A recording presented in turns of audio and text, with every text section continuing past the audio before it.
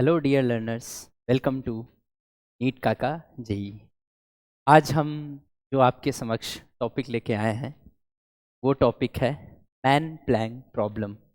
बेटा, हमारा एक चैप्टर है सेंटर ऑफ मास, है ना, सिस्टम ऑफ पार्टिकल्स के अंदर जो आता है एनसीईआरटी में, राइट। तो उस चैप्टर में एक खास तरह का प्रॉब्लम होता है जिसको मैन प्लैंक प्रॉब्लम कहते हैं, राइट। काफ़ी ये प्रॉब्लम जो होते हैं काफ़ी कॉमन है नीट और जेई एग्जाम में, राइट। डायरेक्टली भी और इनडायरेक्टली भी। बेटा, इनके कॉन्सेप्ट्स ना हर जगह इन्वॉल्व होते हैं फिजिक्स में, है ना। जहाँ भी सेंटर ऑफ मास से आसपास कोई काम होता है ना, वहाँ पे हर जगह इसके प्रॉब्लम के कॉन्सेप्ट जो है, इस प्रॉब्लम के कॉन्सेप्ट इन्वॉल्व होते हैं। और नीट में तो सवाल भी आ चुका है, इनफैक्ट जेई में भी सवाल आया है ना। जेई में, नीट में, हर जगह इस कॉन्सेप्ट से सवाल आया है। और आगे के ईयर्स में इस बात की पूरी पूरी संभावना है कि इससे और सवालों की मात्रा बढ़े, ठीक है। अब वैसे तो इस सवाल का कॉन्सेप्ट जनरली सारे बच्चों को पढ़ाया जाता है, सारे इंस्टीट्यूट्स में पढ़ाया जाता है, लेकिन हम जो है इससे कुछ खास तरीके से अप्रोच करेंगे, क्योंकि आपको पता है कि मेरे जो अप्रोच करने का तरीका है क्वेश्चन को थोड़ा सा डिफरेंट है, ठीक है। और वही अप्रोच मैं आपके ब्रेन में इम्बेड करना चाहता हूँ, राइट। तो हम आज सीखेंगे कि मैन प्लैंक प्रॉब्लम को चुटकियों में कैसे हल किया जा सकता है। वैसे तो इसको करने के कई तरीके हैं, ठीक है। लेक्चर को शॉर्ट रखते हुए मैं कई तरीकों में तो नहीं जाऊंगा, हाँ, लेकिन इस लेक्चर में हम बेसिक जो फंडामेंटल कॉन्सेप्ट है मैन प्लैंक प्रॉब्लम का वो भी डिस्कस करेंगे।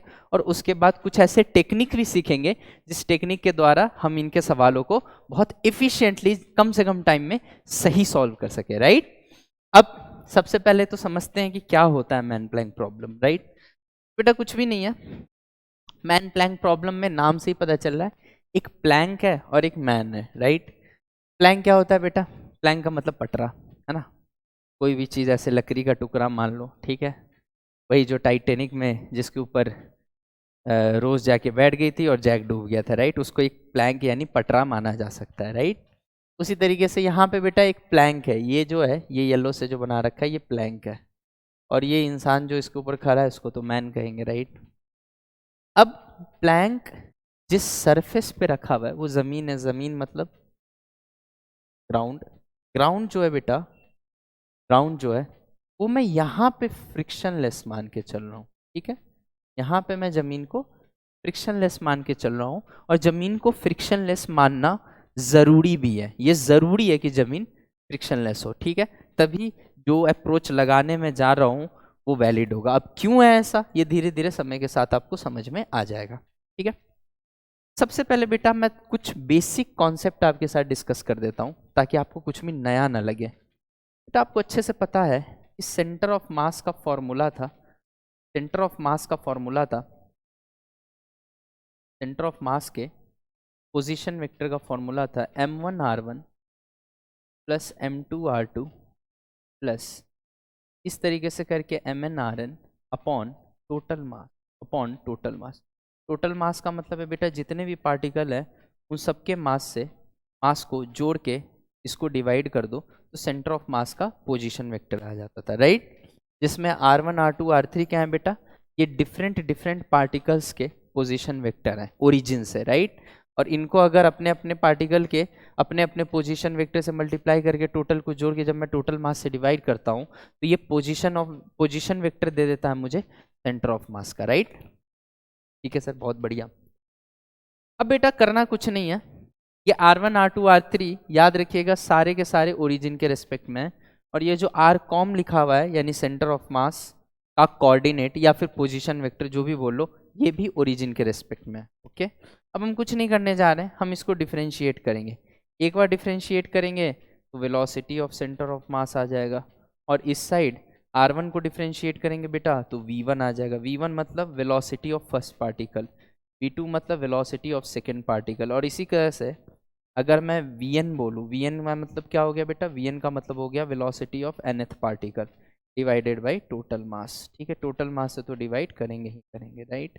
और अगर अगली बार एक बार और मैं डिफ्रेंशिएट करूँ तो ये आ जाएगा ए कॉम, और ए कॉम क्या हो जाएगा m1a1 प्लस m2a2, है ना। वेलोसिटी को डिफ्रेंशिएट करेंगे तो एक्सेलरेशन आ जाएगा प्लस, हाँ ये याद रखिएगा कि जो a1 है वो m1 का एक्सेलरेशन है, जो a2 है वो m2 का एक्सेलरेशन है ना, और an जो है वो mn का एक्सेलरेशन डिवाइडेड बाई आ जाएगा बेटा टोटल मास। ठीक है, बस ये फॉर्मूला तो आप सबको पता ही होगा, बट मैं फिर भी एक बार रिवाइज करवा दे रहा हूँ। ठीक है, अब याद रखना बेटा ये सेंटर ऑफ मास का एक्सेलरेशन है ना।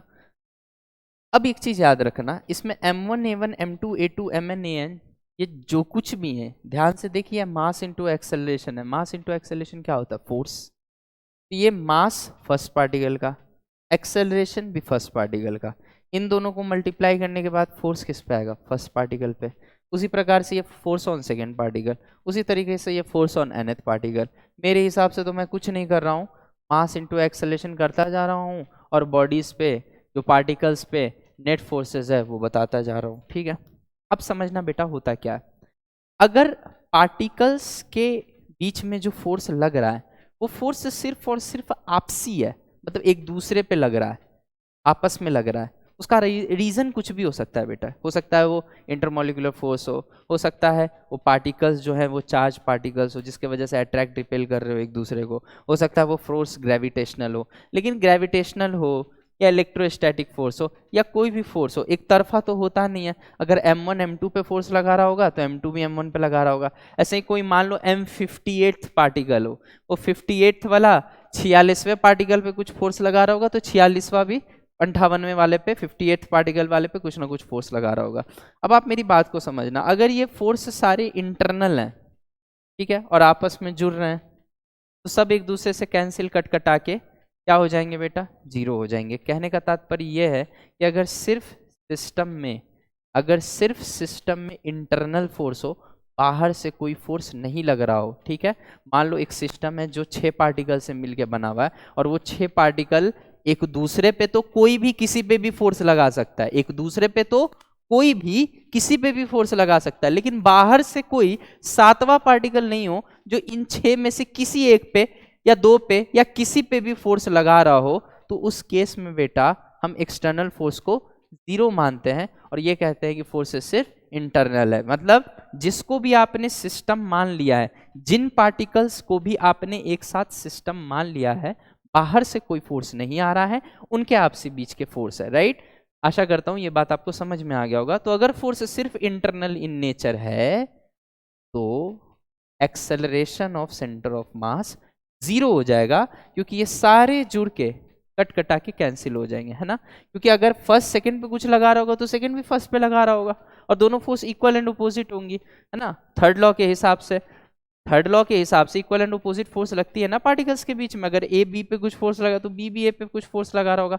मैं मानता हूं कि ये फोर्स कैंसिल नहीं होते क्योंकि ये दोनों डिफरेंट बॉडी पे लग रहे हैं, है ना, लेकिन यहाँ तो डिफरेंट बॉडी वाले ही फोर्सेस जुड़ रहे हैं, है ना, तो एक दूसरे से मैथमेटिकली कैंसिल हो जाएंगे और मैथमेटिकली कैंसिल होने के बाद ए कॉम बन जाएगा बेटा 0। मतलब कुल मिला के मैं सिर्फ ये बोलूंगा कि अगर एक्सटर्नल फोर्स 0 है बेटा, अगर एक्सटर्नल फोर्स 0 है, अगर नेट एक्सटर्नल फोर्स 0 है तो एक्सेलरेशन ऑफ सेंटर ऑफ मास क्या होगा बेटा, 0। मतलब सेंटर ऑफ मास एक्सेलरेट नहीं होगी। अब एक्सेलरेट नहीं होगी का मतलब क्या है कि अगर सेंटर ऑफ मास रुका है तो रुका रहेगा, और अगर कांस्टेंट वेलोसिटी से चल रहा था तो चलता रहेगा। ठीक है, कुछ बच्चों को बहुत बड़ा मिसकंसेप्शन होता है कि उनको लगता है कि एक्सेलरेशन ऑफ सेंटर ऑफ मास 0 है मतलब सेंटर ऑफ मास रुका रहेगा। बेटा ये बिल्कुल गलत है, हो सकता है कल को एसेशन रीजन में यहाँ से सवाल आ जाए। राइट, तो अगर आपको लगता है कि नेट एक्सटर्नल फोर्स 0 है यानी एक्सेलरेशन ऑफ सेंटर ऑफ मास 0 है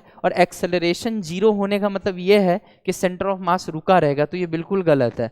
अगर रुका हुआ पहले से है तो रुका रहेगा, और अगर पहले से चल रहा होता तो अगर चल रहा होगा, पहले से ही चल रहा होगा तो चलता रहेगा, है ना। एक्सेलरेशन 0 का मतलब ये बिल्कुल नहीं होता कि बॉडी रुकी हुई है। एक्सेलरेशन 0 का मतलब ये होता है कि बॉडी की वेलोसिटी में कोई बदलाव नहीं है, रुका है तो रुका रहेगा, चल रहा है तो चलता रहेगा। ठीक है, तो एफ एक्सटर्नल अगर 0 है तो ए कॉम 0 है, इसका मतलब क्या बेटा, एक्सेलरेशन 0। और एक्सेलरेशन 0 का मतलब ये है कि या तो वेलोसिटी ऑफ सेंटर ऑफ मास 0 होगी या फिर कोई ना कोई कांस्टेंट होगी, है ना, वेरिएबल नहीं हो सकती, या तो जीरो होगी या कुछ ना कुछ कांस्टेंट होगी। मैं तो कह रहा हूं तुम कांस्टेंट ही याद रखना, जीरो भी तो एक तरीके का कांस्टेंट ही है ना, तो तुम तो कांस्टेंट याद रखना कि एक्सेलरेशन जीरो मतलब वेलोसिटी कांस्टेंट। अब हो सकता है वो कांस्टेंट की वैल्यू जीरो है ना, हो सकता है कुछ और भी हो, राइट। और अगर यहाँ पे एक और इंपॉर्टेंट पॉइंट मैं डिस्कस करना चाहूंगा बेटा, बस छोटा सा कॉन्सेप्ट है, इसके बाद अपन निकल लेंगे आगे।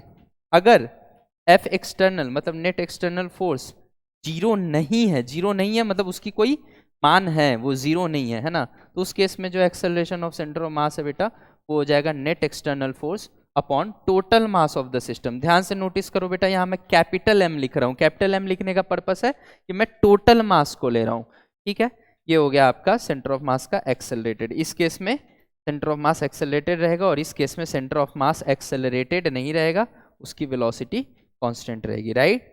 मतलब तुम्हारे लिए काम की बात, सर शॉर्ट एंड प्रिसाइज बताओ क्या याद रखना है। याद ये रखना है कि अगर सिस्टम, जिनको भी तुमने सिस्टम माना है, ठीक है, जिन भी पार्टिकल से बना हुआ सिस्टम तुमने माना है, उस सिस्टम के अगर बाहर से कोई फोर्स आ रहा है तो एक्सेलरेशन ऑफ सेंटर ऑफ मास, यानी सिंपल सी बात सेंटर ऑफ मास का एक्सेलरेशन कुछ ना कुछ होगा, यानी वेलोसिटी सेंटर ऑफ मास की लगातार बदलेगी समय के साथ।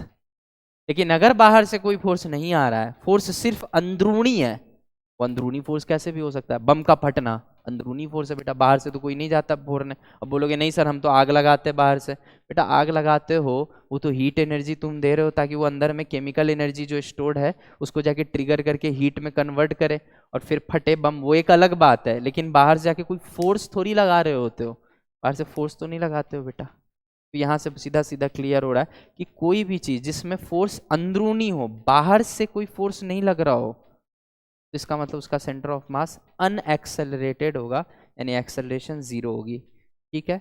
और एक्सेलरेशन जीरो का ये तात्पर्य है कि वेलोसिटी या तो जीरो होगा या कांस्टेंट होगा, ठीक है। मतलब या तो रुका है तो रुका रहेगा, चल रहा है तो चलता रहेगा, फिक्स वेलोसिटी से चलता रहेगा। और अगर एक्सटर्नल फोर्स है तो बात ही खत्म हो गई, तो सेंटर ऑफ मास 100% एक्सेलरेट होगा और सेंटर ऑफ मास का एक्सेलरेशन हो जाएगा net force by total mass of that system, ठीक है।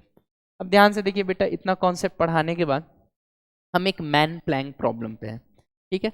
अब इतना बेसिक देना जरूरी था, वरना आप इस मैन प्लैंक प्रॉब्लम को डाइजेस्ट नहीं कर पाते, जिसने पहली बार पढ़ा है उसको समझ नहीं आता, ठीक है।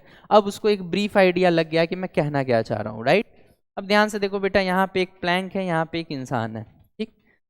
अब इंसान जो है इस प्लैंक पे आगे की तरफ चलना चाह रहा है ना, मान लो यहाँ पे एक पटरा है, पटरे के ऊपर मैं आगे की तरफ चल रहा हूँ इस तरीके से, राइट।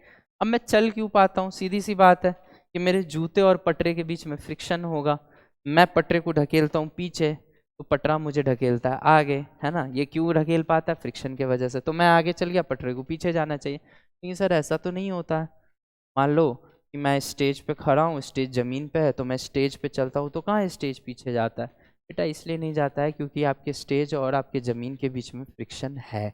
वो जाना तो चाहता है लेकिन जमीन और स्टेज के बीच का फ्रिक्शन, आपके स्टेज के बीच का नहीं कह रहा हूँ, आप यहाँ हो, स्टेज यहाँ है, जमीन यहाँ है, आपके और स्टेज के बीच में तो फ्रिक्शन है लेकिन स्टेज और जमीन के बीच में फ्रिक्शन नहीं है। इसके वजह से, सॉरी उल्टा बोल दिया मैंने, आपके और स्टेज के बीच में फ्रिक्शन है और उस फ्रिक्शन के वजह से पटरा पीछे जाना चाहता है, लेकिन जो जमीन और स्टेज के बीच के फ्रिक्शन है, पटरा पीछे जाना चाहता भी है तो फ्रिक्शन तुरंत उल्टा लग के बोलता है नहीं भाई जाने की कोई जरूरत नहीं है, राइट। लेकिन अगर जमीन फ्रिक्शन लेस होता तो आपके और पटरे के बीच में तो फ्रिक्शन है लेकिन पटरे और जमीन के बीच में कोई फ्रिक्शन नहीं है, तो अब पटरा फ्री है, वो पीछे जाएगा। मतलब कुल मिला के मैं ये बोलना चाहता हूँ कि अगर आदमी आगे जाएगा तो वो पटरे को पीछे की तरफ धक्का दे रहा है, बेटा पीछे की तरफ धक्का दे रहा है, जिसके वजह से पटरा पीछे जाएगा, है ना। तो पटरा पीछे जाएगा, एक्स पीछे जाएगा, ठीक है सर। आगे मैं यही पूछ रहा हूँ बेटा कि पटरा कितना पीछे जाएगा, यही क्वेश्चन होता है मैन प्लैंक में, ठीक है। तो अब गलती से भी मत ये कह देना कि सर यहाँ पे अगर इंसान का मास हम स्मॉल एम मान ले और पटरे का मास तो कैपिटल एम दे ही रखा है, तो एक काम करते हैं, ये गया है एल मान लो लेंथ ऑफ प्लैंक है जो कि मैंने दे रखा है, प्लैंक का लेंथ मैंने एल माना है, तो अगर बंदा यहाँ से यहाँ आ रहा है मतलब पटरे के एक कोने से दूसरे कोने में आ रहा है तो उसको कितना लेंथ चलना पड़ा होगा, एल लेंथ चलना पड़ा होगा। तो सर बंदे ने चला एल तो पटरा भी जाएगा पीछे एल, कुछ भी आना है ना, मतलब कुछ भी आंसर नहीं देना है, लॉजिक से चलना है। पहले सिचुएशन को समझिए है क्या। इंसान पहले से रुका हुआ था, हाँ जी बिल्कुल रुका हुआ था। पटरा भी पहले से रुका हुआ था, हाँ बिल्कुल रुका हुआ था। मतलब इंसान की वेलोसिटी और पटरे की वेलोसिटी, दोनों की वेलोसिटी शुरू में चलने से पहले जीरो थी। ठीक है सर, डाइजेस्ट हो गया ये बात। तो बताओ अगर मैं इंसान और पटरे को एक सिस्टम मानूं, तो अगर इस सिस्टम का सेंटर ऑफ मास की बात करूं तो उसकी वेलोसिटी क्या रही होगी?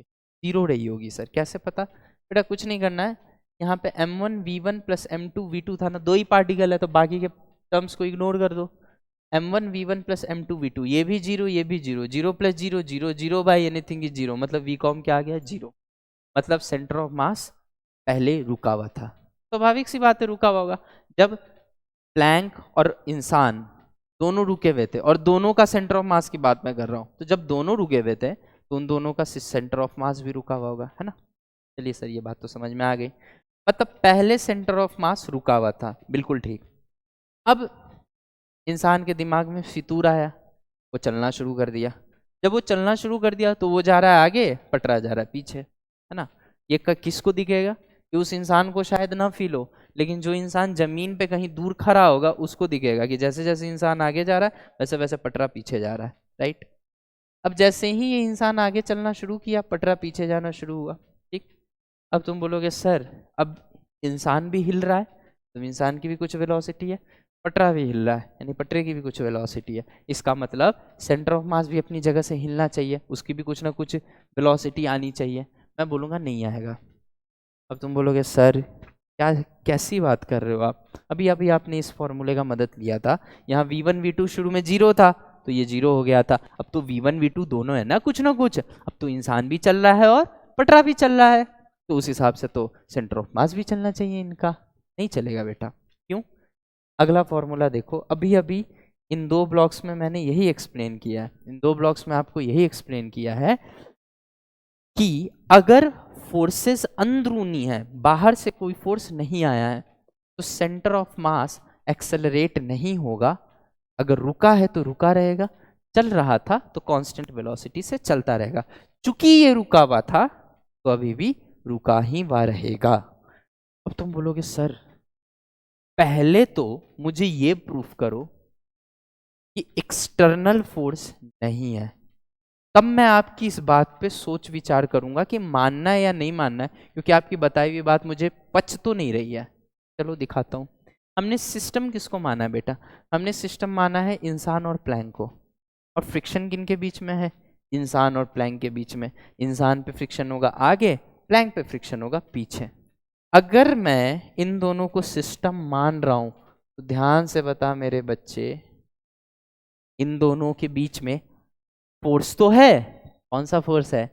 फ्रिक्शन का फोर्स है मास्टर, है ना। इन दोनों के बीच में फोर्स तो है, फ्रिक्शन का फोर्स है, मैं मना नहीं करता आपको, बिल्कुल मानता हूं कि मैं फ्रिक्शन का फोर्स है, लेकिन ये तो आपसी फोर्स है ना, बाहर से तो कोई फोर्स नहीं आ रहा है। तो जब बाहर से कोई फोर्स नहीं हो आ रहा है, ये तो इंटरनल हो गया ना बेटा, इंसान का प्लैंक पे, प्लैंक का इंसान पे, ये तो इंटरनल फोर्स है ना, चाहे वो कोई भी हो, फ्रिक्शन हो या चाहे जो मर्जी फोर्स हो, है ना, है तो इंटरनल ना। तो अगर ये फोर्स इंटरनल है, अगर एक्सटर्नल फोर्स नहीं है, इसका तात्पर्य सीधे सीधे निकलता है सेंटर ऑफ मास एक्सेलरेट नहीं होगा, और शुरू में सेंटर ऑफ मास रुका हुआ था तो बाद में भी रुका रहेगा। लेकिन सर फॉर्मूला देख के मुझे डाइजेस्ट नहीं हो रहा है। बेटा मेरी बात को समझने की कोशिश कर, मैं मानता हूं अब v1 v2 आ चुका है, लेकिन ये कुछ इस प्रकार से आएंगे कि जब तू फिर m1 v1 plus m2 v2 को जोड़ेगा ना, वो जीरो हो जाएगा, जिसके वजह से velocity of centre of mass हर समय जीरो शुरू में था और हमेशा जीरो ही बना रहेगा। Got it? शुरू में तो खैर v1 v2 जीरो थे ही, तो v कॉम जीरो आएगा ही आएगा, लेकिन जब v1 v2 यानी इंसान और प्लैंक में कुछ वेलोसिटी आ भी गई तो भी ये जुड़ घट के कट कटा के net velocity of centre of mass zero ही बना रहेगा। क्यों? क्योंकि ज्यादा नहीं सोचना है, ज्यादा ओवर थिंक नहीं करना है, पॉइंट की बात समझनी है भाई। मैंने सिस्टम, प्लैंक और बंदे दोनों को माना है, अब अगर मैं इन दोनों को सिस्टम मान रहा हूं, क्या बाहर से कोई फोर्स आ रहा है? नहीं आ रहा है। फोर्स इंटरनल है, फ्रिक्शन है लेकिन इंटरनल है। प्लैंक का फ्रिक्शन इंसान पे, इंसान का फ्रिक्शन प्लैंक पे, तो बाहर से कोई फोर्स नहीं आ रहा है। और अगर बाहर से कोई फोर्स नहीं आ रहा है तो सेंटर ऑफ मास अनएक्सेलरेटेड होगा, रुका है तो रुका रहेगा, चल रहा है तो चलता रहेगा। और चूंकि सेंटर ऑफ मास रुका था तो रुका ही रहेगा। आशा करता हूं आपको ये पॉइंट क्लियर हो गया होगा, राइट। अब ध्यान से सुन बेटा, सर क्वेश्चन कैसे करना है ये बताओ। अब उसी पे आ रहा हूं, ध्यान से सुन। अब मैं मानता हूं कि प्लैंक कुछ खसक गया होगा, मुझे इस बात का कोई आइडिया नहीं कि प्लैंक कितना खसक गया। बेटा मैं दो दो प्लैंक नहीं बना रहा हूं, मैं उसी प्लैंक को खसका के बना रहा हूं, ठीक है। क्योंकि इंसान आगे गया है तो प्लैंक पीछे गया होगा। तो ये प्लैंक की नई पोजीशन है, जो मैं ग्रीन पेन से बना रहा हूँ नई पोजीशन है, जो येलो पेन से बना वो पुरानी पोजीशन है, राइट। तो मैं मान रहा हूं कि प्लैंक जो है वो एक्स चला गया है, प्लैंक जो है वो एक्स चला गया है। ध्यान से देखिएगा बेटा, प्लैंक जो है वो एक्स चला गया, ये येलो वाली है, ठीक। ये ग्रीन वाली नई पोजीशन है, ये पुरानी पोजीशन, येलो वाली पुरानी पोजीशन, ये एक्स चला गया। अच्छा इंसान कहाँ पे आ गया? इंसान प्लैंक के किनारे आ चुका है। इंसान तो अपने हिसाब से यही सोच के चल रहा है कि मुझे प्लैंक के किनारे जाके खड़ा होना है, और उसको क्या लग रहा है कि मैं ही सिर्फ चल रहा हूँ। वो तो कोई दूर खड़ा इंसान को पता है ना कि बेटा सिर्फ तुम ही नहीं चल रहे हो, प्लैंक भी पीछे आ रहा है ना। तो इंसान को तो लगेगा मैं एल चल रहा हूँ, लेकिन तुम एल नहीं चल रहे हो, तो सिर्फ यहाँ से यहाँ नहीं आए हो, तुम यहाँ से यहाँ आए हो, क्योंकि ये जो डिस्टेंस है ये डिस्टेंस तो प्लैंक चला है आपकी तरफ, राइट। तो इंसान अपने हिसाब से किनारे पे आके खड़ा हो गया, वो भी आपको दिख रहा होगा, राइट। अब हमसे ये पूछा गया कि भाई प्लैंक कितना खिसका, प्लैंक कितना खिसका, मतलब कुल मिला के मुझे ये लंबाई बतानी है कि प्लैंक अपनी जगह से कितना खिसका। कोई बात नहीं, मेरे पास एक सीधा सा उपाय, सीधा सा उपाय है मेरे पास। क्या है सीधा सा उपाय? कुछ नहीं, पहले मुझे ये बताओ कि सेंटर ऑफ मास का पहले कोऑर्डिनेट क्या था, बिना हिले डुले सेंटर ऑफ मास का पहले कोऑर्डिनेट क्या था? सर सेंटर ऑफ मास का पहले कोऑर्डिनेट आपने भी फॉर्मूला पढ़ाया, उसी से निकालते हैं। बस आर की जगह बेटा एक्स रख लेना, क्योंकि हम centre of mass x axis पे, राइट। वाई का कोई काम नहीं है ना, हाइट को मैं नेग्लेक्ट करके चल रहा हूँ, ठीक है। अब ध्यान से समझिएगा, सबसे पहले सेंटर ऑफ मास का इनिशियल कोऑर्डिनेट लिखते हैं, ठीक है। आशा करता हूँ बच्चे कि आप ये सारी चीज़ें कॉपी कर लिए होंगे, तो मैं अब इसको रब करने जा रहा हूँ, बाकी बातें हमारे दिमाग में, ठीक है। तो ये फॉर्मूलों को मैं रब करने जा रहा हूँ, ठीक है। ध्यान से देखिए, ये दो पॉइंट जो सबसे इंपॉर्टेंट पॉइंट है, जो कुछ ना याद हो तो कम से कम ये दोनों पॉइंट याद हो, ठीक है। हालांकि याद तो कुछ भी नहीं करेंगे, आंसर ओरली निकालेंगे, लेकिन अभी मैं उसका बेस बना रहा हूँ, ठीक है। क्योंकि ओरली करने को तो मैं आंसर 1 सेकेंड में बता दूँ, लेकिन पहले आपका थोड़ा बेसिक डेवलप कर दूँ, राइट। अब ध्यान से देखो बेटा, कुछ भी नहीं है यहाँ पे। पहले के हिसाब से कोऑर्डिनेट जो है सेंटर ऑफ मास का एक्स कॉम वो क्या होगा? पहले प्लैंक यहाँ पे था, उसका सेंटर ऑफ मास यहाँ पे था, तो ओरिजिन से दूरी थी L/2, कोई बात नहीं। पहले सेंटर ऑफ मास का कोऑर्डिनेट था कैपिटल M इंटू L/2। हाँ, capital M is the mass of Planck, और उसका जो सेंटर ऑफ मास है बेटा वो यहाँ होगा बीचों बीच, है ना, क्योंकि ओरिजिन से L/2 दूरी पे, क्योंकि ओरिजिन से प्लैंक स्टार्ट ही हो रहा है। पुराने वाले पोजीशन की बात कर रहा हूँ मैं, तो ओरिजिन से प्लैंक स्टार्ट ही हो रहा है, तो L/2 ही पे तो होगा, तो M/2 प्लस ये इंसान कहाँ है भाई? ये इंसान है L दूरी पे, प्लैंक के किनारे है ना बिल्कुल इस साइड, ML, ठीक है, अपॉन क्या है बेटा? M+N। ये है पुराने के हिसाब से कोऑर्डिनेट। अच्छा मुझे एक बात पता है कि सेंटर ऑफ मास जब अपनी जगह से कभी हिला ही नहीं, तो जो पुराना कोऑर्डिनेट होगा वही नया कोऑर्डिनेट भी होना चाहिए। बट नए हिसाब से कोऑर्डिनेट क्या है? तो अब इंसान की दूरी है, ये नया कोऑर्डिनेट लिखने जा रहा हूँ मैं, एक्सकॉम फाइनल, एक्सकॉम इनिशियल, ठीक है। ये नया कोऑर्डिनेट के हिसाब से जो इंसान की दूरी पहले ओरिजिन से, मैंने पहले ही जब फॉर्मूला डिस्कस कर रहा था उसी समय बोला था कि सारी दूरियां ओरिजिन से ली गई हैं, ठीक है। तो अब ये जो इंसान है इसकी दूरी क्या है ओरिजिन से? ओरिजिन से दूरी है बेटा एक्स। ध्यान से देखो, जितना प्लैंक खसका होगा इधर उतनी दूरी तो अब इसकी हो गई है ना, तो वो दूरी है एक्स। तो अब मैं इसको बोलूँगा m इंटू एक्स प्लस, अगर मैं प्लैंक की बोलूँ तो प्लैंक का सेंटर ऑफ मास कितना खसका, ये तो L/2 है और ये x है, तो ये क्या हो गया टोटल दूरी ओरिजिन से? m into L/2 plus x divided by m plus m, ठीक है। ये final coordinate of centre of मास है। अब इनिशियल कोऑर्डिनेट ये है, फाइनल कोऑर्डिनेट ये है, दोनों सेम होने चाहिए क्योंकि सेंटर ऑफ मास अपने जगह से कभी हिला ही नहीं है। तो अगर इक्वेट करके मैं एक्स की वैल्यू निकालूंगा तो आंसर आ जाएगा। मैं जानता हूँ आपके दिमाग में क्या चल रहा होगा, सर हम तो सीखने आए थे कि कुछ छोटा सिखाओगे, आराम से आंसर निकल जाए ऐसा बताओगे। आपने तो इतना लंबा चौड़ा मेथड बता दिया है, इससे छोटा तो शायद मेरे कोचिंग इंस्टीट्यूट में ही सर ने बता दिया था, ये भी बताया होगा, है ना। बेटा ऐसा है कि डायरेक्ट कंक्लूजन पे पहुंचना सही नहीं है, ठीक है। पहले बेसिक सुन लो मेरी बात, फिर मैं कनेक्ट कर दूंगा। मैं तुम्हें इस बात का आश्वासन दे रहा हूं कि जब मैं लास्ट में ये टॉपिक खत्म करूंगा ना, तो तुम्हारी इस टॉपिक में ये स्पीड होगी कि जितने देर में लोग क्वेश्चन पढ़ते हैं ना, उतना देर में तुम इसका आंसर टिक मार के अगला सवाल पढ़ रहे होगे, ठीक है। बट थोड़ा सा पेशेंस रखो, ठीक है। जल्दीबाजी से कोई फायदा नहीं है, थोड़ा सा पेशेंस रखोगे तो तुम्हें सब कुछ समझ आएगा, ठीक है। ध्यान से सुनो, पहले हम अपनी तसल्ली के लिए एक बार करके देख लेते कि आंसर क्या आता है ना, क्योंकि सेंटर ऑफ मास अपनी जगह से हिला ही नहीं है। भले पार्टिकल्स हिल रहे हैं लेकिन सेंटर ऑफ मास अभी भी वहीं पे है। m/l/2 plus ml divided by m plus m। तो पुराना वाला है सर, नया वाला क्या है, mx प्लस m। इसको ओपन कर देते हैं बेटा, l/2 plus mx upon m plus m से m प्लस m काट दो बेटा, ml/2 से ml/2 भी काट दो, क्योंकि ये नीचे कट गया तो ये तो माइनस ऐसे ही हट जाएगा, है ना।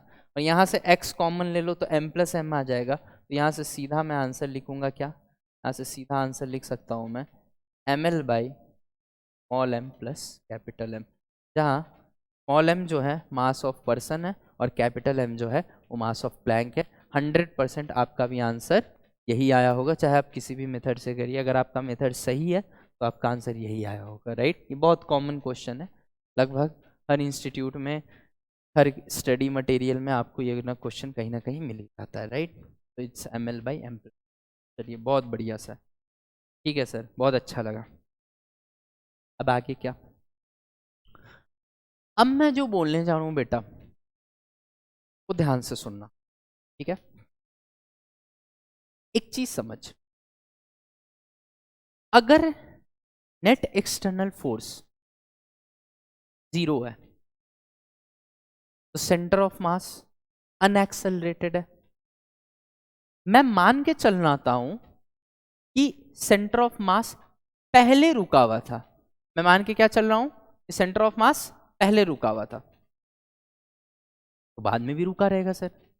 अगर मैं मान के ये चल रहा हूं कि सेंटर ऑफ मास पहले ही रुका हुआ था तो बाद में भी रुका रहेगा, और अगर बाद में रुका हुआ रहेगा तो अपनी जगह से कभी हिला ही नहीं, ठीक है। बहुत बढ़िया सर, समझ में आ गई आपकी। एक्सटर्नल फोर्स 0 है तो अनएक्सेलरेटेड है, और अगर स्पीड पहले 0 थी तो बाद में भी 0 है। स्पीड कभी बदली ही नहीं थी, हमेशा से स्पीड 0 थी। तो कोई एक ऐसी गाड़ी जिसकी स्पीड कभी 0 से बढ़ी ही नहीं, वो जहाँ था वहीं रहा होगा। गाड़ी के अंदर लोग इधर उधर हो गए होंगे लेकिन गाड़ी वहीं की वही हो। यही उसी टाइप की कुछ बात करना चाह रहे हो आप? हाँ बेटा यही बोल। अब ध्यान से समझ, अगर वेलोसिटी सेंटर ऑफ मास की 0 है तो अभी हमने एक फॉर्मूला कराया था, वेलोसिटी ऑफ सेंटर ऑफ मास जो कि 0 अब है। कब है कि दो शर्तें हैं, पहला शर्त एक्सटर्नल फोर्स 0 होना चाहिए, दूसरा शर्त शुरू में सब कुछ रुका हुआ होना चाहिए, वेलोसिटी ऑफ सेंटर ऑफ मास 0 होना चाहिए शुरू में भी।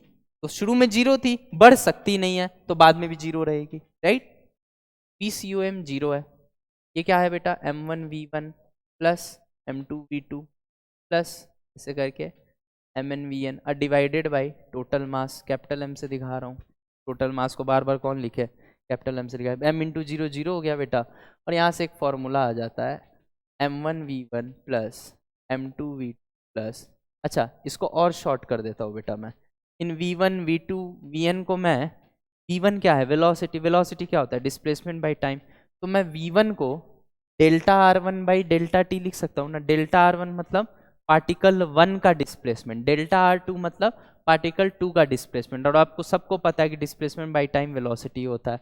मैं इसको ऐसे लिखना चाह रहा हूँ m1 v1, चलो एक स्टेप लिख ही देते हैं, plus m2 v2 plus mn vn is equal to G, और v1 को लिख सकता हूँ m1 delta r1 plus m2 delta r2 plus mn delta rn equal to ji.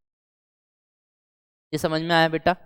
Delta r1 by delta T, delta r2 by delta T, delta rn by delta T, delta T common लेके उधर भेज दिया, m1 delta r1 plus m2 delta r2 plus m3 delta r3 is equal to 0। ठीक है बेटा, direct इस फॉर्मूले के माध्यम से भी हम इस सवाल को सॉल्व करेंगे, डायरेक्ट ये फॉर्मूला लगा के तो भी आंसर आएगा। क्यों? शुरू में दोनों रुके हुए थे तो सेंटर ऑफ मास रुका हुआ है। दो कंडीशन क्या है इस पूरे की? दो कंडीशन क्या है? जो दो कंडीशन है वो ये है कि एक तो एक्सटर्नल जीरो होना चाहिए, तो है ही है, और दूसरा सेंटर ऑफ मास भी शुरू में रुका हुआ होना चाहिए, इसलिए मैंने यू कॉम लिखा है। यू मतलब इनिशियल वेलोसिटी और कॉम का मतलब है सेंटर ऑफ मास, मतलब initial velocity of centre of mass should be 0। Initial velocity of centre of मास अगर 0 है का तात्पर्य ये है कि अगर वो पहले से रुका हुआ था, बाहर से फोर्स लगा नहीं, वेलोसिटी कभी बढ़ा नहीं ना घटा, और अगर वो पहले से रुका हुआ था तो बाद में भी रुका ही रहा होगा। और अगर ये दोनों बातें ट्रू हैं, जो दोनों इस कंडीशन में सेटिस्फाई हो रही हैं, पहले दोनों रुके हुए थे तो सेंटर ऑफ मास भी रुका हुआ था और बाहर से कोई फोर्स है नहीं। अब आपको समझ में आया होगा कि मैंने प्लैंक और ग्राउंड के बीच में फ्रिक्शन क्यों नहीं माना है।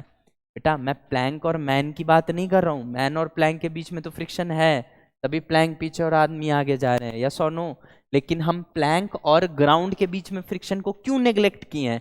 क्योंकि अगर प्लैंक और जमीन के बीच में भी फ्रिक्शन होता तो मैंने सिस्टम किसको माना? मैन प्लैंक को या मैन प्लैंक अर्थ को?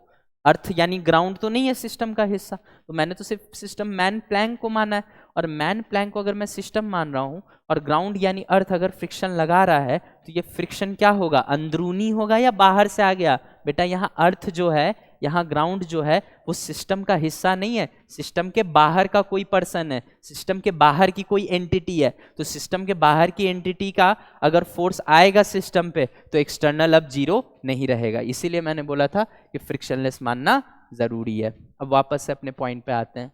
अपना पॉइंट क्या था? शुरू में दोनों रुके हुए, सेंटर ऑफ मास रुका हुआ था। बार बार रिपीट क्यों कर रहा हूं बेटा? आपके दिमाग में सेट करने के लिए। शुरू में दोनों रुके हुए, सेंटर ऑफ मास रुका हुआ था, और सबसे इंपॉर्टेंट बात, फ्रिक्शन पर्सन और प्लैंक के बीच में, प्लैंक और ग्राउंड के बीच में नहीं है, जिस वजह से नेट एक्सटर्नल फोर्स भी नहीं है। तो दोनों मेरे कंडीशन सेटिस्फाई हो रहे, तो डायरेक्ट ये फॉर्मूला भी मैं लगा सकता। ठीक है, बट ये याद रखिएगा बेटा कि जो डिस्प्लेसमेंट्स है ना, R1 R2 R3, याद है मैंने फॉर्मूला बताते समय बोला था। नहीं अगर विश्वास हो रहा है तो जाके वीडियो के शुरुआत में आप जाके फिर से एक बार सुन सकते हो। बेटा मेरी एक एक वर्ड पे बहुत ध्यान देना, ठीक है? बहुत नाप तौल के मैं बोलता हूँ ताकि कम से कम शब्दों में आपको समझ में आ जाए। शुरू में ही मैंने एक बात बोला था कि ये जो भी पोजीशंस हैं ये सब ओरिजिन से लिए गए हैं, ये वेलोसिटीज ये वगैरह सब कुछ ओरिजिन के रेस्पेक्ट में। ये डिस्प्लेसमेंट्स भी कहाँ से लिए गए हैं? ओरिजिन से लिए गए हैं। ठीक है, हमारे प्रैक्टिकल लाइफ में ओरिजिन हम ग्राउंड पे मानते हैं, राइट? मतलब ये सारे के सारे जो डिस्प्लेसमेंट्स है वो ग्राउंड के रेस्पेक्ट में है ना। डिफरेंट डिफरेंट एंटिटीज के, जैसे पार्टिकल 1 पार्टिकल 2 पार्टिकल 3 पार्टिकल 4, इनके जो डिफरेंट डिफरेंट डिस्प्लेसमेंट है ये ग्राउंड से देखे गए, राइट? चलिए, अब इसी फॉर्मूला को मैं इस पे लगा सकता हूँ, आंसर भी ला सकता हूँ, लेकिन अब मैं ये नहीं करूँगा। मैं ये करके फिर से आंसर यही ला के दिखाऊँ, तुम तालियां बजाओ, फिर लास्ट में मैं तुम्हें टेक्निक बताऊं, तो अब ये तुम्हारे साथ नाइंसाफी हो जाएगी, है ना? क्योंकि पिछले 30 मिनट से तुम मुझे झेल रहे हो और अब मुझे कुछ ऐसा बताना है जिसमें ये 30 मिनट की सारी बातें व्यर्थ निकल जाए। ठीक है, तो अगला 10 मिनट और मुझे दे दो, मैं आपके सामने एक टेक्निक डेराइव करने जा रहा हूँ, ठीक है? जो आप खुद भी देख सकते हो, रटने की कोई आवश्यकता नहीं। मैं चाहूँ तो शॉर्टकट के नाम पे आऊँ, बताऊँ और चल दूँ, ठीक है? और आपको मैजिकल भी लगेगा, लेकिन मैं चाहता हूँ बेटा आपके भी ब्रेन का डेवलपमेंट, तो आप भी ये सारी चीज़ें खुद से सोच सकें, राइट? तो अब मैं इसी चीज़ को आपके सामने डेराइव करके इससे भी शॉर्ट तरीका निकालने जा रहा हूँ, और आप सीधा वो लगाएंगे और आंसर आएगा आपका, ठीक है? चलिए, तो मैं अब ये सारी चीज़ें मिटाने जा रहा हूँ बेटा, जो भी मैंने लिखा है, ठीक है? आशा करता हूँ कि आप एक बार स्क्रीनशॉट ले सकते हैं इसका, ठीक है? अब मैं इसको रब करने जा रहा हूँ और मैं अब जा रहा हूँ आपको एक्सप्लेन करने कि मैं क्या इस चीज़ से कंक्लूड करने वाला हूँ। इसको छोड़ देंगे बेटा, क्योंकि इसी से हम डिराइव करने वाले हैं। जो हमारा नेक्स्ट रिजल्ट है वो इसी से निकल के आएगा। ध्यान से देखिए बेटा, ध्यान से देखिए। अब मैं इन सारी चीज़ों को तब करने जा रहा हूँ, ठीक है। एक तरीके से सोचिए तो 30 मिनट में मैंने आपको सेंटर ऑफ मास के सारे कॉन्सेप्ट बता दिए बेटा। ट्रस्ट मी, इनडायरेक्टली मैंने सारे कॉन्सेप्ट आपको बता दिए, राइट। ठीक है, वैसे तो हमने सिर्फ मैन प्लैंक प्रॉब्लम की चर्चा कर रहे हैं, लेकिन हमारे बच्चे, मैंने लगभग सारे कॉन्सेप्ट की चर्चा कर ली है, ठीक है। बस आप अगर ध्यान से मेरे वीडियो को देख के समझ लोगे तो आपकी सारी चीज़ें कवर हो जाएंगे। अब ध्यान से सुनो बेटा, वहाँ पे तो एक इंसान था। अब यहाँ पे मैंने पूरी की पूरी इंसान की फैमिली ले ली है ना। पापा मम्मी दादा दादी बच्चा सब ले लिया, ठीक है। अब इससे ज़्यादा कॉम्प्लिकेटेड तो क्या ही आएगा, है ना। सबसे ज़्यादा कॉम्प्लिकेटेड आपको, अब आप खुद सोच रहे होगे कि सर एक सवाल को बनाने में तोते उड़ गए, आधा आया समझ में, आधा समझ भी नहीं आया, ठीक है। तो सर यहाँ तो 6 हैं।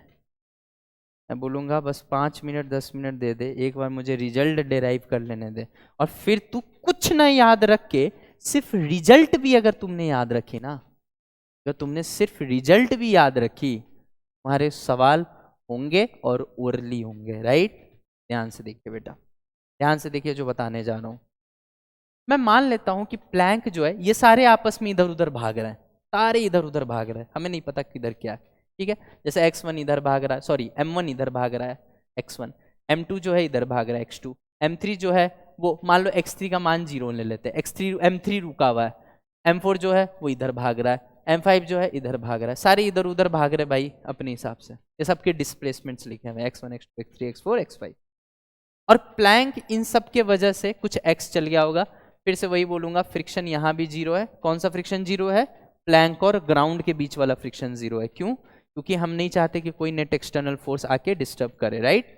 तो प्लैंक और ग्राउंड के बीच में फ्रिक्शन 0 है। अब ध्यान से देखिएगा बेटा, वही फिर आ गया कंडीशन, नेट एक्सटर्नल फोर्स 0 भी हो गया, और शुरू में सब रुके हुए थे। ये जो फितूर आया सब में इधर उधर जाने का, ये थोड़ी देर बाद आया, शुरू में सब रुके हुए थे तो सेंटर ऑफ मास भी रुका हुआ होगा, राइट। अब ध्यान से देखिएगा बेटा, सबसे पहले मैं m1 को देख लेता हूँ। बताओ मेरे बच्चे m1 कितना चला है, समझना। ये जो x1 मैंने लिखा ना, ये x1 ओरिजिन से नहीं है, ये x1 प्लैंक के रेस्पेक्ट में, मतलब मैं ये बताना चाह रहा हूँ कि m1 मास प्लैंक के रेस्पेक्ट में x1 चला है। मतलब अगर कोई प्लैंक पे खड़ा होकर बताए कि m1 कितना चला है तो x1 चला है। लेकिन एक बात बताओ, चीजें तो हमें ओरिजिन के रेस्पेक्ट में लेनी है। अब समझ, ये बंदा प्लैंक पे x1 चल रहा है इधर, और प्लैंक खुद x चल रहा है उधर, तो ओरिजिन पे बैठा आदमी को क्या दिखेगा?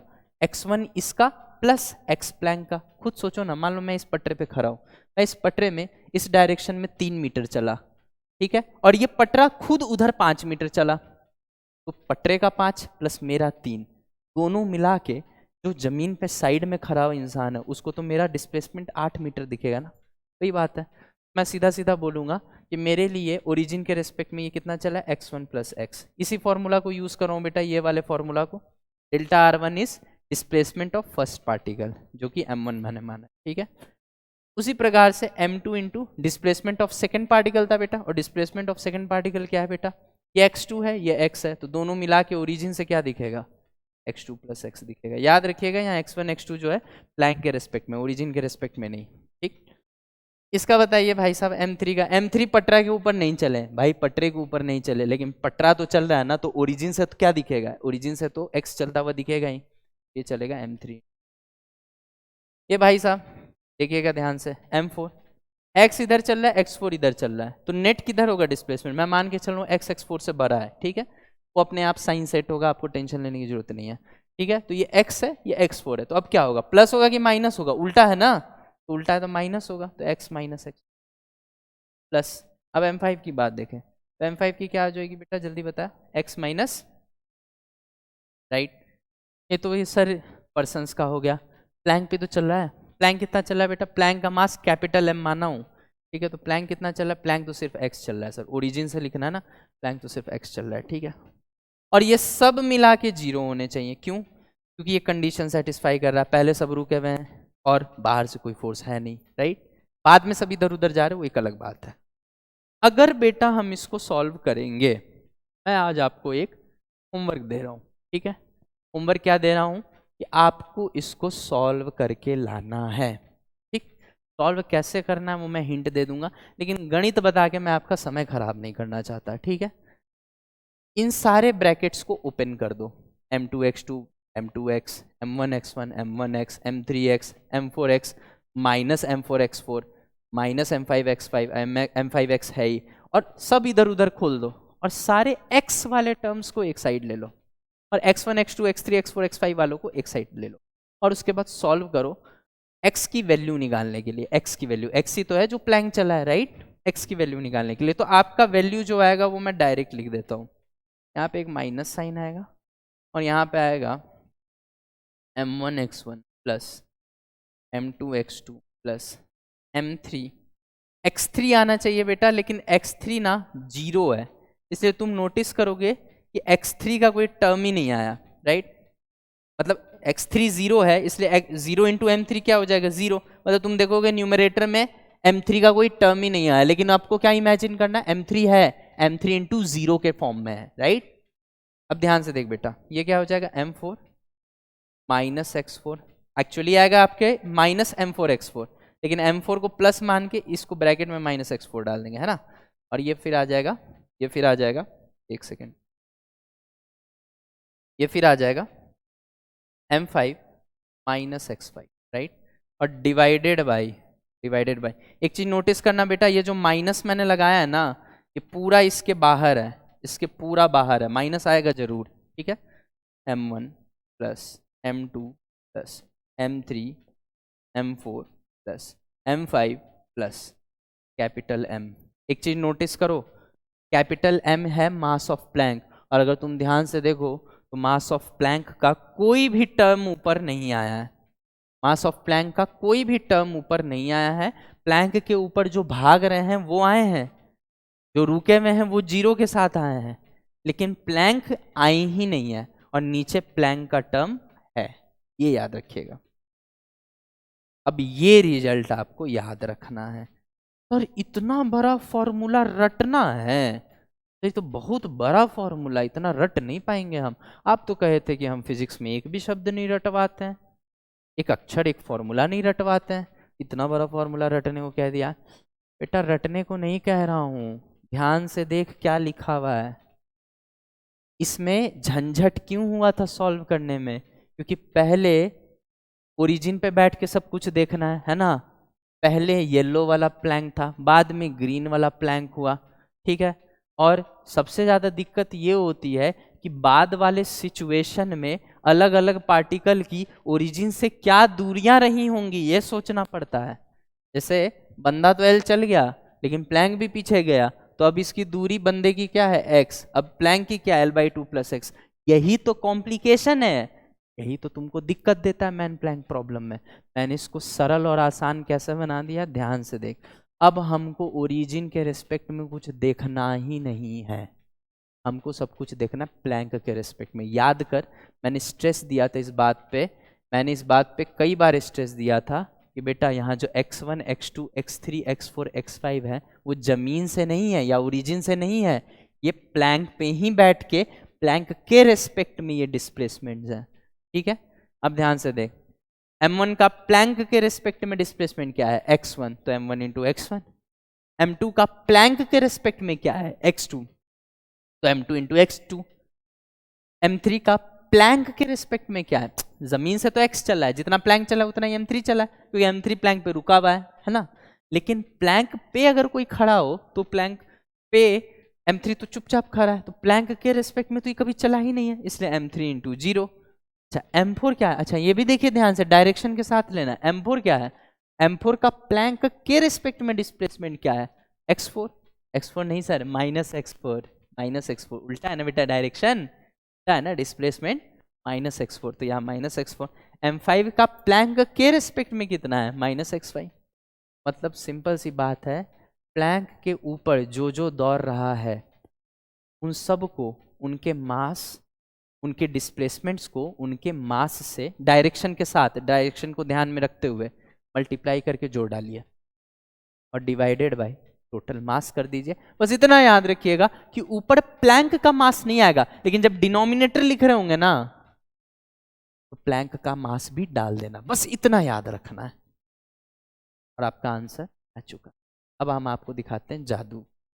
जिस सवाल को आपने इतना माथा पच्ची किया था कि कोऑर्डिनेट निकालो, ये निकालो, वो निकालो, उसको अब हम आपके सामने बना के दिखा रहे हैं। देखिए कितना आसान है।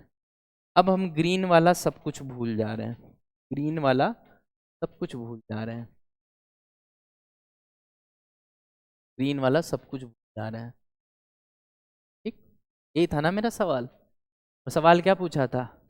ये हमारा इंसान है, ये प्लैंक के इस किनारे से उस किनारे तक जा रहा है, और अगर जमीन फ्रिक्शनलेस है तो बताओ प्लैंक कितना पीछे चला गया होगा। राइट, यही था ना सवाल, प्लैंक कितना पीछे चला गया होगा, क्या सवाल। तो मगजमारी क्यों करना पड़ता था? इसलिए करना पड़ता था क्योंकि दिमाग इस बात पे खराब होता था कि नए सिचुएशन में कौन कहाँ होगा। अब उनका नया कोऑर्डिनेट निकालो ओरिजिन से, अब फिर उसको फॉर्मूला में रख के फिर सॉल्व करो। इतना दिमाग क्यों लगाएं बेटा, 1 सेकंड में अब समझाऊंगा क्या करना है। जमीन से सोचने में दिक्कत होता है ना, ओरिजिन के रेस्पेक्ट में सोचने में दिक्कत होता है ना। तुम खाली हमको ये बता दो कि प्लैंक पे खड़ा आदमी को क्या दिखता। सर प्लैंक पे खड़ा आदमी को तो ये आदमी एल चलता हुआ दिखता। अरे प्लैंक के एक किनारे से दूसरे किनारे पे पहुंच गया तो कितना चला होगा? प्लैंक की जो लंबाई है उतना ही चला होगा ना। अंदर अंदर जान रहे कि नहीं नहीं नहीं नहीं, प्लैंक की लंबाई से कुछ कम चला है, थोड़ा दूर तो कम रह जाता, वो प्लैंक चला है, ये पता है मुझे। लेकिन ये किसको समझ में आता है? जो जमीन पे, जमीन को ओरिजिन मान रहे हैं, जो ओरिजिन पे बैठ के देख रहा है उसको समझ आता ना। प्लैंक पे जो खड़ा है यानी ये इंसान, इसको तो यही लग रहा है कि पूरा लेंथ हम ही चले, है ना। जैसे आपका रिजल्ट आ जाता है तो आप सोचते हैं कि पूरा तो हम ही पढ़ाई किए हैं, तो थर्ड पर्सन जान रहा है ना कि टीचर का भी थोड़ा बहुत रोल है बेटा, है ना। ठीक है, तो थोड़ा आप चलें तो थोड़ा टीचर भी चला है, समझे कि नहीं। तो अब वही चीज यहाँ पे बहुत ध्यान से सुनिएगा। इंसान प्लैंक के रेस्पेक्ट में कितना चला है, दिमागे नहीं लगाना है। एल सर जो लंबाई है प्लैंक की, तो ठीक है आंसर लिखने जा रहे हैं सीधे। एक्स क्या है? प्लैंक कितना चला है। पहले बताओ प्लैंक के ऊपर जो इंसान है वो प्लैंक के रेस्पेक्ट में कितना चला है, यही तो किए हैं यहाँ पे। प्लैंक के ऊपर जो इंसान है वो प्लैंक से प्लैंक पे देखने पे कितना चला है, तो एल चला है सर। माइनस तो पहले लिखो फॉर्मूला में, और एक ही आदमी है, यहाँ तो 5 थे यहाँ तो एक ही है, प्लैंक के ऊपर एक ही आदमी है, उसका मास इंटू कितना चला है, एल चला है ना। एल नहीं सर, माइनस एल चला है ना, माइनस एल लिख दिया बेटा, और डिवाइडेड भाई। अब देखिएगा हमने क्या बोला था, ऊपर में खाली प्लैंक पे, ऊपर में सिर्फ प्लैंक पे जो लोग दौड़ रहे हैं वो आएंगे, लेकिन जब नीचे लिख रहे होगे तो प्लैंक के साथ साथ, सॉरी पर्सन्स के साथ साथ प्लैंक का भी मास आएगा, ये बोला था ना। तो नीचे सिर्फ m नहीं आएगा, m प्लस m आएगा, और ये माइनस माइनस प्लस हो गया। और देख सकते हैं, अब जाके पीछे देख लीजिए कि आंसर यही था आपका, x is equal to M L by plus. ठीक है, तो आशा करता हूँ बेटा कि आपको ये टेक्निक समझ में आ गया है। और इस वीडियो को ज़्यादा लंबा नहीं रखेंगे, इस वीडियो में हम कॉन्सेप्ट डिस्कस करने में और आपको टेक्निक को समझाने में ही टाइम निकल चुका है काफ़ी। ठीक है, तो नेक्स्ट वीडियो इसी का जो पार्ट 2 आएगा उसमें हम नए क्वेश्चंस को लेंगे, 2-4 नए कंसेप्ट भी इसमें मिक्स करेंगे, और फिर आपको उसमें मैं और सारे सवाल ओरली बनवा के दिखाऊंगा, और उसके बाद कुछ PYQs भी लेंगे। ठीक है बेटा, that's all for today, thank you so much.